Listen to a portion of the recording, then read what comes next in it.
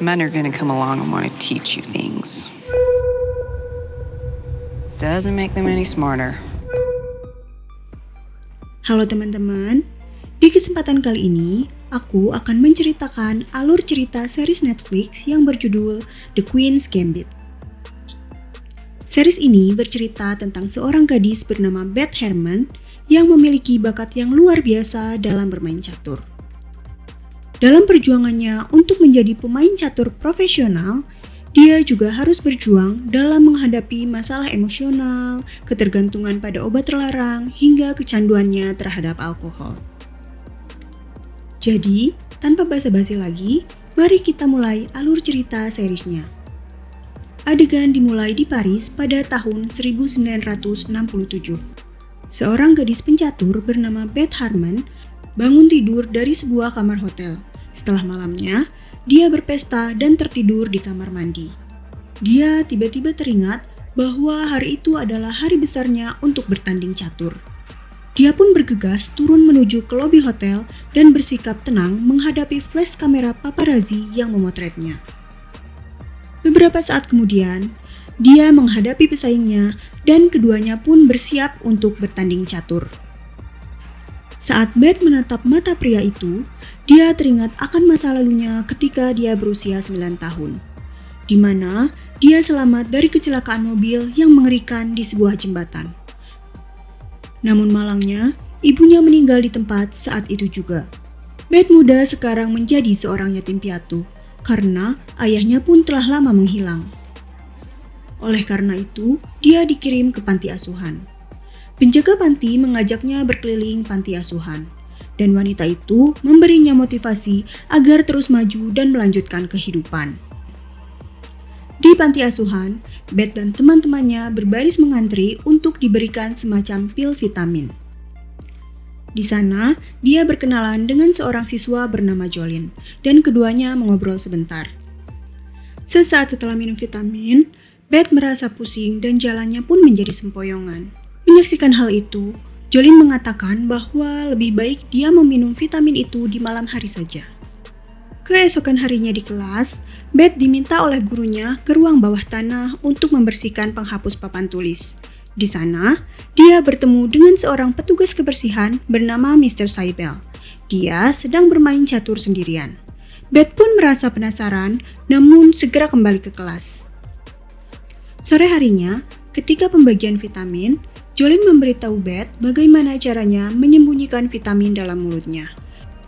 Beth pun menirunya dan berhasil menyelundupkan pil vitamin itu. Di malam hari sebelum tidur, dia akhirnya mengambil pil vitamin itu dan menelannya. Kemudian, dia mulai berhalusinasi dengan melihat papan catur di langit-langit kamarnya. Hari pun berlalu, dan Beth semakin penasaran pada permainan yang dimainkan oleh Mr. Saibel. Sehingga, secara teratur, dia pergi ke ruang bawah tanah untuk menyaksikan Mr. Saibel bermain catur. Suatu hari, Beth nekat meminta diajari bermain catur kepada Mr. Saibel. Tetapi, petugas kebersihan itu mengatakan bahwa catur bukanlah permainan untuk anak perempuan. Hal ini membuat Beth kesal, namun dia tetap menunjukkan minatnya pada catur. Hanya dengan melihat Mr. Saibel bermain catur dari kejauhan, Beth sudah dapat menyimpulkan bagaimana masing-masing pion catur bekerja dan bahkan mengetahui trik-trik di permainan itu.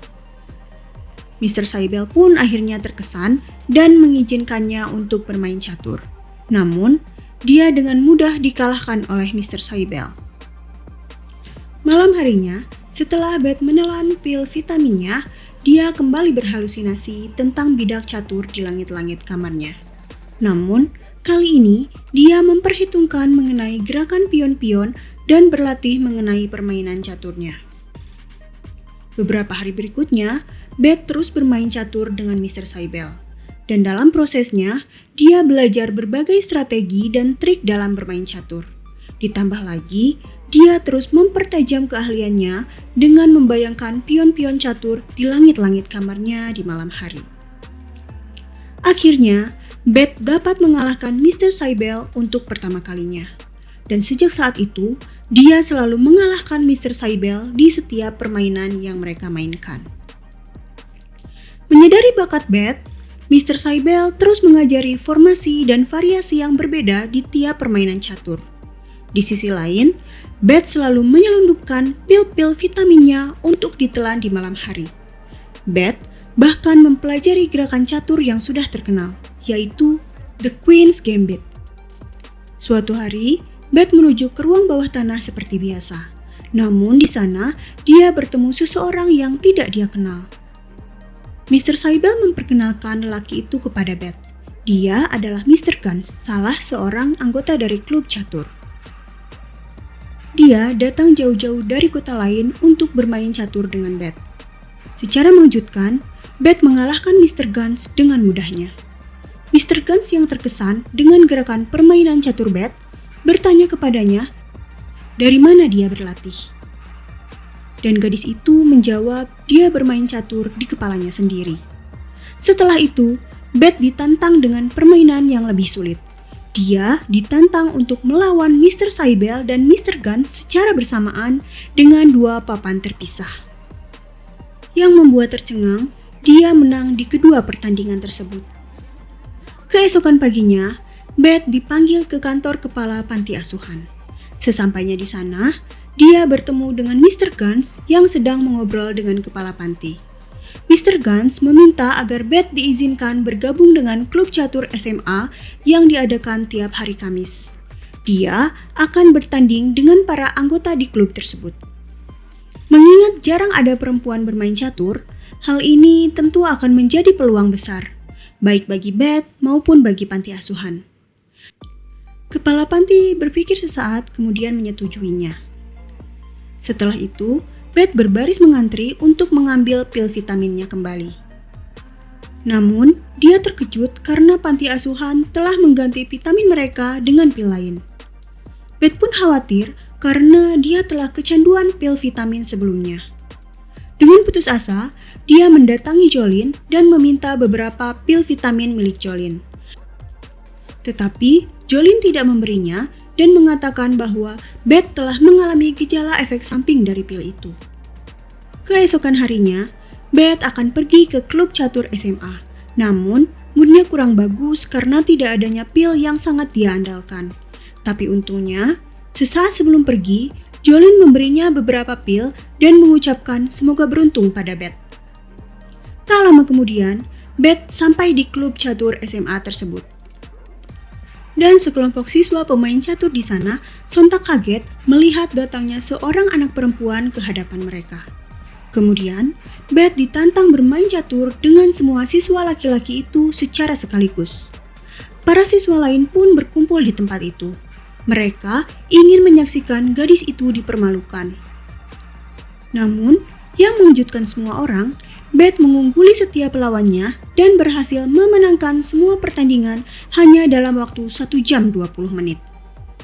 Sekembalinya ke panti asuhan, dia pun dengan bangganya menceritakan pengalamannya pada Mr. Saibel. Namun demikian, ketergantungannya pada pil membuatnya putus asa. Oleh karena itu, ketika acara menonton film di panti asuhan, dia berpura-pura pergi ke toilet. Namun sebenarnya, dia pergi ke apotek panti dan mencuri pil-pil vitamin dari sebuah botol besar dan melahapnya seperti permen. Beberapa saat kemudian, dia mengambil seluruh pil-pil itu sekalian bersama botolnya. Dan dia pun keluar dari apotek tersebut. Niatnya, Beth ingin menyembunyikan di kamarnya. Tapi sayangnya, sebelum Beth bisa melancarkan aksinya, dia pingsan karena overdosis dari pil itu. Di saat yang bersamaan, para guru dan siswa tiba ke tempat itu dan memergoki apa yang dilakukan oleh Beth. Beth pun dihukum karena melakukan pencurian, dan mulai hari itu, dia dilarang berlatih catur di klub SMA lagi. Beth yang kesal mendatangi Mr. Saibel dan memberitahunya mengenai hukuman yang dia terima. Beth pun melanjutkan berlatih catur dengan Mr. Saibel. Seiring berjalannya waktu, Jolene dan Beth semakin akrab dan menjadi sahabat. Kini, mereka adalah anak yang tertua di panti asuhan itu. Suatu pagi, Jolene menyalakan rokok dan merokok di balkon. Beth yang baru bangun tidur bergabung dengannya.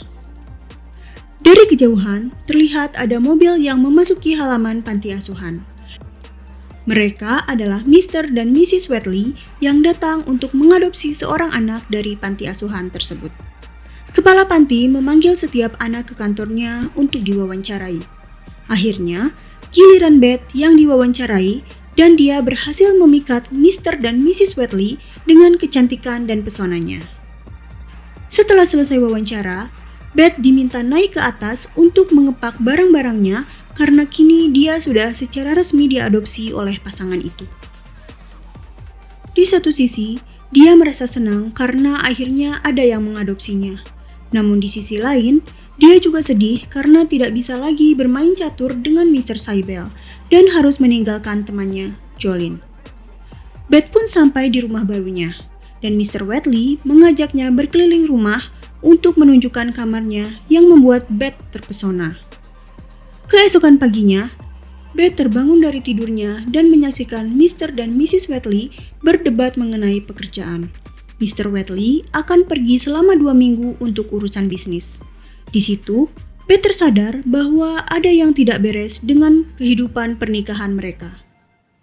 Beth pun pergi ke sekolah barunya dan memulai hidup sebagai remaja normal. Namun, dia merasa tidak cocok dengan gadis-gadis kebanyakan di sekolahnya. Mereka mengejek Beth karena selera pakaiannya yang mereka anggap buruk. Dan lebih parahnya lagi, Beth mengetahui bahwa tidak ada klub catur di sekolah ini. Keesokan harinya, saat Mr. Wheatley mengajak Beth untuk membeli pakaian di sebuah toko, dia melihat ada sel catur terpampang di etalase toko.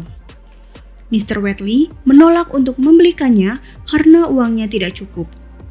Dia pun memintanya untuk menyisihkan 40 sen dari tunjangannya untuk ditabung sedikit demi sedikit sehingga dia bisa membeli sendiri set caturnya di kemudian hari. Suatu hari, Mrs. Wheatley menyuruh Beth untuk membeli rokok di sebuah toko. Setelah dia membeli rokok itu dan akan meninggalkan toko, dia melihat ada majalah catur di etalase. Tetapi, sang pemilik toko tidak memperbolehkan Beth membaca majalah itu secara gratis, melainkan dia harus membelinya. Beth yang jelas tidak punya uang, dia nekat mencuri majalah itu. Sesampainya di rumah, Mrs. Wheatley mengatakan bahwa mereka tidak punya cukup uang untuk memenuhi kebutuhan sehari-hari. Karena suaminya hanya memberinya $70 yang tidak akan mencukupi sampai akhir bulan. Mendengar kekhawatiran Mrs. Wheatley, Beth pun memiliki ide bagaimana jika dia ikut dalam sebuah turnamen catur, di mana hadiah untuk pemenang pertama akan mendapatkan $100. Namun demikian, untuk ikut serta dalam pertandingan ini, dia harus membayar $5 untuk biaya pendaftarannya. Beth meminta Mrs. Wheatley untuk meminjaminya uang pendaftaran itu. Namun, Mrs. Wheatley menolaknya dan pergi. Merasa tidak ada pilihan lain, akhirnya Beth menulis surat kepada petugas kebersihan di panti asuhannya dulu, yaitu Mr. Cybele, untuk meminjaminya uang $5 untuk mengikuti turnamen catur. Beth juga menulis bahwa dia akan mengembalikannya 2 kali lipat jika dia menang di turnamen tersebut. Saat dia akan mengirimkan suratnya, Mrs. Wheatley menyuruhnya untuk pergi membelikannya resep obat. Dan ketika Beth membelikannya, dia sadar bahwa obat yang dia beli adalah pil yang sama yang selalu dia telan selama di panti asuhan dulu. Mrs. Wheatley menyebutkan bahwa itu adalah obat penenang. Beth hanya memberinya setengah botol dari pil tersebut, sedangkan sisanya dia simpan untuk dirinya sendiri. Kini, dia sudah mendapatkan kembali pil-pilnya dan mulai berhalusinasi seperti dulu. Beth mulai berlatih catur di langit-langit kamarnya seperti yang dia sering lakukan di panti asuhan. Keesokan harinya, dia mendapatkan balasan surat dari Mr. Cybele. Dan seperti yang dia harapkan, Mr. Cybele memberinya $5 sebagai biaya pendaftaran turnamen catur. Hari turnamen catur pun tiba. Ketika Beth sampai di tempat turnamen, panitia mengatakan bahwa tidak ada bagian turnamen untuk perempuan. Mereka pun mengejeknya dan menyuruhnya pergi. Beth menjawab bahwa tidak ada aturan hukum yang menegaskan bahwa seorang gadis tidak boleh mengikuti turnamen catur. Oleh karena itu, panitia menaruhnya di daftar pemain pemula. Awalnya, Beth melawan seorang gadis dan dia pun mengalahkannya dengan sangat mudah. Di babak kedua, dia melawan seorang pria dan menang kembali. Sebelum turnamen hari itu berakhir, dia harus melawan seorang pria yang bernama Towns. Dia adalah pria tampan dan mempesona.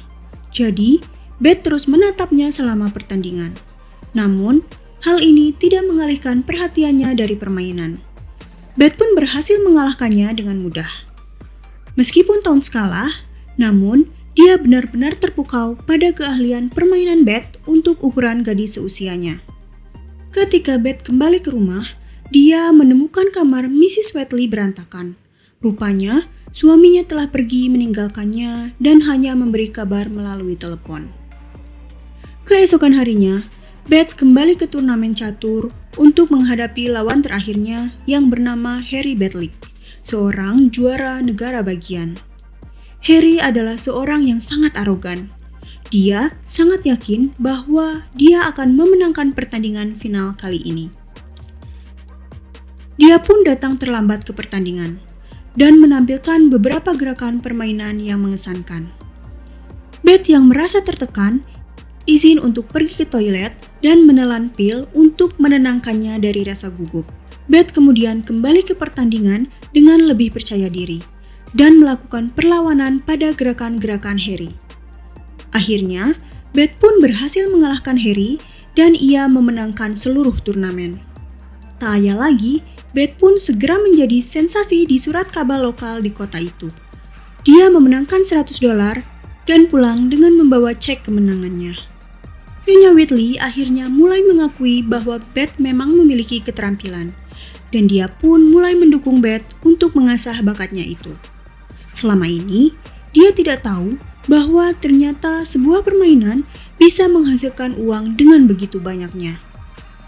Di hari berikutnya, Mrs. Wheatley memberitahu Beth bahwa ada lagi turnamen catur dengan hadiah $500 di daerah Cincinnati. Namun, Beth mengatakan bahwa jika dia ikut turnamen, maka dia harus bolos sekolah. Untungnya, Mrs. Wheatley segera menangani hal ini. Dia berbohong kepada kepala sekolah dengan mengatakan bahwa putrinya sedang sakit. Jadi, dia tidak bisa masuk sekolah. Beth pun setuju untuk berpartisipasi dalam turnamen catur itu. Dengan percaya dirinya, dia mengatakan bahwa dia akan menang. Keesokan paginya, Beth dan ibunya tiba di Cincinnati untuk mengikuti turnamen nasional. Bahkan di sini, dia sudah dikenal oleh semua orang, dan mereka pun memanggilnya perempuan jenius. Lawannya yang pertama adalah seorang pria yang gugup, yang sudah tahu mengenai Beth bahkan sebelum permainan dimulai. Pria itu mengaku kalah dan mengucapkan semoga berhasil kepadanya. Panitia dari turnamen sebelumnya juga muncul untuk mendukung Beth, karena mereka sekarang sudah menjadi fans nomor satunya. Mereka berdiskusi tentang berpartisipasi dalam turnamen Amerika terbuka. Setelah itu, mereka juga membicarakan untuk berpartisipasi di turnamen Rusia. Namun, mereka agak merasa skeptis karena meyakini bahwa Rusia jauh lebih baik dalam hal permainan catur jika dibandingkan dengan Amerika. Di adegan berikutnya, Beth memenangkan turnamen di Cincinnati dan berhasil memenangkan hadiah $500. Beth memberi ibunya 15% dari hadiahnya sebagai komisi. Seiring berjalannya waktu, Beth dan ibunya melanjutkan untuk mengikuti berbagai turnamen catur lain di sekitar Amerika Serikat. Nama Beth Harmon semakin terkenal dan dikenal ke berbagai penjuru daerah. Dia bahkan diwawancarai oleh wartawan mengenai permainan caturnya. Dalam sebuah wawancara, Beth mengungkapkan bahwa dia mengenal catur dari seorang petugas kebersihan bernama Mr. Saibel di panti asuhan. Dia juga menceritakan bahwa Mr. Saibel lah yang mengajarkannya beberapa gerakan catur dan tambahan-tambahan trik dari Beth sendiri. Dia mengungkapkan bahwa kemampuannya yang luar biasa tidak terlepas dari fakta bahwa dia dapat memprediksi gerakan lawan sehingga mengantarkannya menuju kemenangan. 3 tahun telah berlalu. Kali ini, kita melihat Beth yang sampai di Las Vegas pada tahun 1966 untuk mengikuti turnamen catur berikutnya. Dia kini sudah tumbuh menjadi wanita yang sukses. Di sana, dia bertemu dengan Towns, seorang pria menawan yang menjadi lawannya saat bertanding di turnamen catur di Cincinnati. Towns sekarang bekerja sebagai reporter majalah. Dan dia ada di sana untuk meliput tentang turnamen dan ingin menulis artikel tentang Beth. Towns pun mengundang Beth ke kamarnya untuk melakukan sesi foto untuk artikelnya. Beth pun setuju dengan syarat bahwa mereka akan bermain catur setelah sesi foto itu selesai. Begitu sampai di kamar, mereka pun melakukan sesi foto. Dan jelas ada chemistry di antara mereka berdua. Mereka pun hampir berciuman, tapi sayangnya teman sekamar Towns tiba-tiba datang dan merusak momen itu. Beth kembali ke kamar hotelnya dan melihat ibunya sedang minum alkohol. Beth pun meraih 1 botol minuman dan bercerita mengenai turnamennya, termasuk ketakutannya dalam melawan seorang juara Amerika yaitu Benny Watts. Dia selalu dikelilingi oleh banyak orang di sekitarnya. Dan pastilah, Benny sangat ahli dalam bermain catur. Pada hari berikutnya, Beth bertemu dengan Benny yang sedang membahas tentang strategi permainan catur. Dia pun menjelaskan kepada Beth mengenai beberapa kesalahan yang Beth buat beberapa tahun lalu dalam pertandingan catur. Hal yang paling menyebalkan adalah kenyataan bahwa Benny menyimpulkan kesalahan Beth itu hanya dengan membaca ringkasan laporan dari permainan caturnya, tanpa harus melihat langsung pertandingannya. Keesokan harinya, Beth harus menghadapi Benny dalam pertandingan final. Meskipun dia berusaha bersikap tenang, Beth mulai panik dan akhirnya ini menjadi kekalahan Beth untuk pertama kalinya. Beth kesal atas ketidakmampuannya meramalkan gerakan lawan pada saat itu. Namun demikian, ia tetap mendapatkan hadiah juara kedua. Tepat sebelum Beth dan ibunya meninggalkan Las Vegas, Towns mendatanginya dan mengatakan bahwa dia masih memiliki kesempatan untuk mengalahkan Benny dalam pertandingan berikutnya. Oke teman-teman, sampai di sini dulu alur cerita series The Queen's Gambit Part 1. Sampai jumpa di pembahasan series The Queen's Gambit Part 2 berikutnya. Bye!